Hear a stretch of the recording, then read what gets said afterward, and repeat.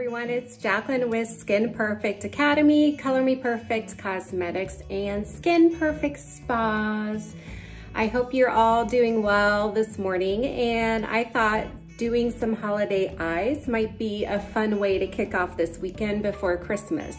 So I'm gonna show you some of the techniques that I do when I wanna make my eyes look more glam or Christmassy, but still easy that you can do at home. I'm not into the crazy smoky eyes because I think that many people at home try to do that and then they look like they got punched in the eye. So I'm gonna show you something a little bit easier that you can follow.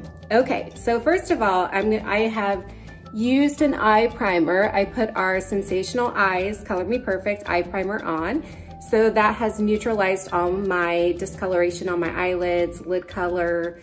Again, our eyelids are super thin, so blood vessels and all that fun stuff shows through and it makes our eyes look more red. So you wanna make that neutralized, and you want an eye primer to adhere the shadow so it doesn't drop below. And that way, again, you don't look like you have done a terrible job putting on eyeshadow. You wanna make it look like it's effortless.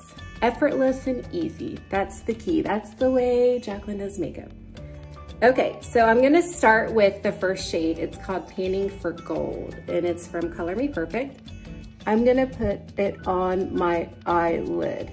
Now, you can start with darker colors if you want, but for myself, I like, because of getting older, darker can age us very easily. So I like to use my lighter just to brighten up my eyes first and then kind of go from there, because then I feel like I'm using a little bit less dark and I don't go overboard. And then I'm start trying to clean up the dark and then I make a bigger mess. So I'm putting the Panning for Gold right here in the inner corner to brighten up this under eye area. And then I'm putting it again right on this brow bone to pop this and lift. Again, you know I love to create light on my face. And then I'm putting it on this other brow bone. And then I always wrap the light color down on my cheekbone. Okay, so that is step one. Then step two, I'm gonna use our new shade. It's called Taupe, and I love this Color Me Perfect shadow brush because it's really easy to put on the colors for right behind your eyelid. So now look, I'm using a windshield wiper technique. So this is really easy when you're putting on this shade because the shadow brush fits just like that right behind your eyeball because we're trying to make our eyes pop. So windshield wiper technique.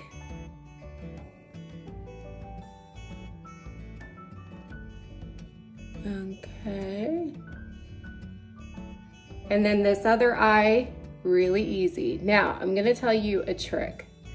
Make sure whenever you're putting dark on your eyes, you never ever pass this area here. So that's a rule, because as we get older, and now, granted, you younger kids out there, you can do whatever you want and be as creative as you want because everything looks amazing. But as you get older, probably I would say past 40, you want to make sure that that dark is pulling you up. And then if you drop dark down here, you can use concealer to clean it up. But you don't want to pull it down because it drops your eye down. And it's pulling visually your eye down. So we don't want anything going down. We want it to go up. So now I've applied my taupe right behind my eyeball, the eyelid part, in a windshield wiper technique. Okay, so the next thing I wanna do is I'm gonna put on a top line. So there's two shades to choose from. You can do this shade, which is, it's called Majesty, and it's like plummy. And I like this shade to do, and then this is Sienna, which is a black brown. So I like both. So I'm gonna do one on each eye just to show you the difference. Okay, so first I'm gonna start with Majesty. So I'm gonna pull my lid out, and then I'm gonna follow my top lash line. And then I'm gonna kind of make it thicker and then thin it out as it comes in. And then try not to stab yourself in the eye when you do this, because it's hard. You just kind of gotta feel. For those people that have to wear glasses while they're doing that because they can't see up close, which I'm not there yet, but I probably will be soon.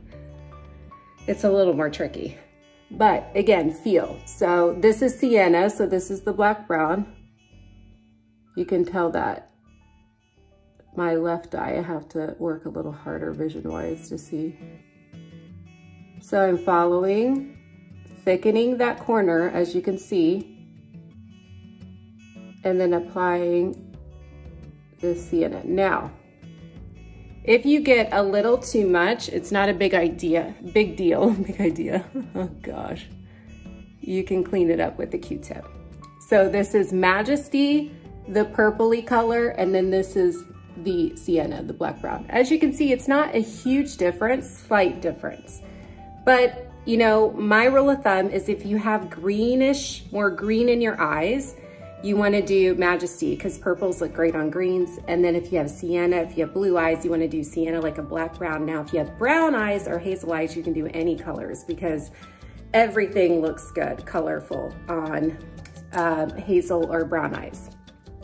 Okay, so next I'm going to do my favorite color. It's called Baroque. Yeah, Baroque. We are not broke. But you can see it's kind of like this goldish tone. It's so pretty. And I like to put this on the bottom lid right here because it makes your eyes look bigger when you do a color that's lighter than the top.